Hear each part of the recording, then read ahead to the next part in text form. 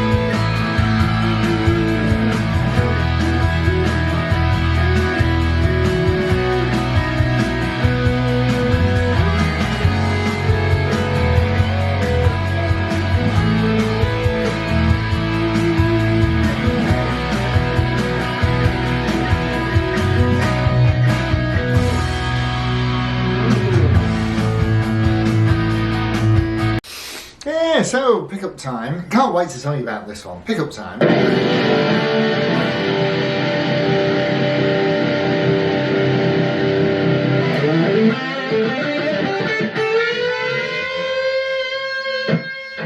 That was the Bridge 498T.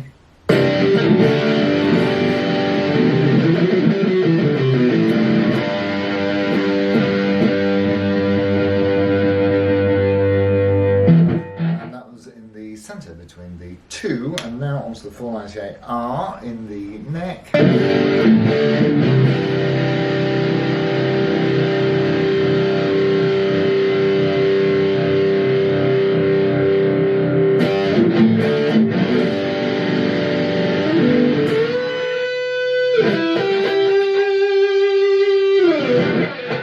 Super. Let's see how they clean up. And again, starting with the 498 in the bridge.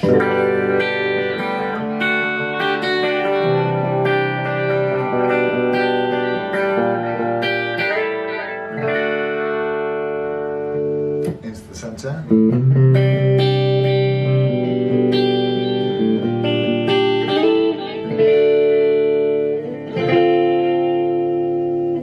And on to the neck.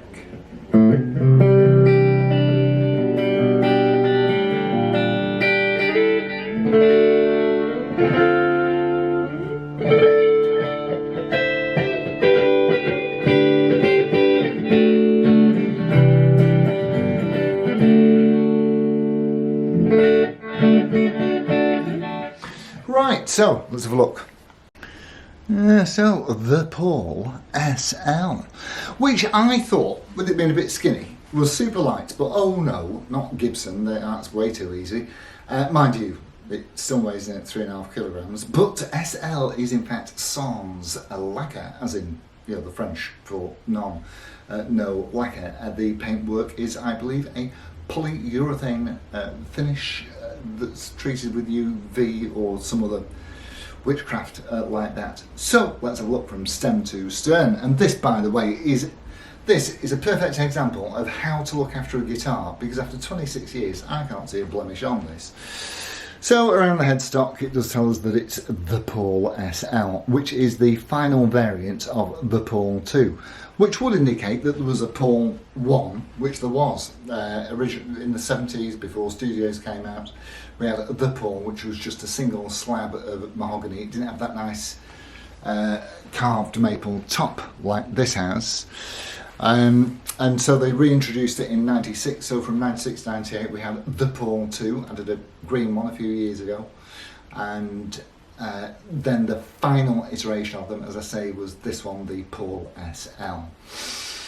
So, what we got around the back, we've got of course the serial number on the back of the headstock stamped in there, Gibson Deluxe tuners, and the paint, as you can see, the red finish goes on absolutely everywhere. It's on the neck and on the body, and isn't that clean?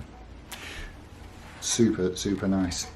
So we've got a 490 in the neck, which is popping out about 7.5, a 498T in the bridge position, which is pumping out an absolutely blistering 13 plus, very nice indeed. And on the mahogany neck you do have a rosewood fretboard with acrylic dot inlays. Toggle switch in the usual place, stop tone and tunematic, 2 volumes up, 2 tones down, exhaust pipe where you'd expect it. Yeah, so 2/3 the thickness, and a nice belly curve there in the back, which you can see. And yeah, they feel great. It feels almost like a melody maker, but obviously not quite as light. So if you are in the market for one of these, they're knocking on, 26 years. So you just want to make sure there's no cracks or repairs, because they've been in existence for a long time. I can only think that this has been kept in a case for most of its life because it's so clean. And just make sure all the electrics work, and that they've got all original Gibson stuff in them, because stuff does get nicked over the years, doesn't it? Right, so that's it. Get yourself Paul SL, lovely stuff, and thanks for tuning in. I'll see you on the next one. Adios amigos. Ta-ra.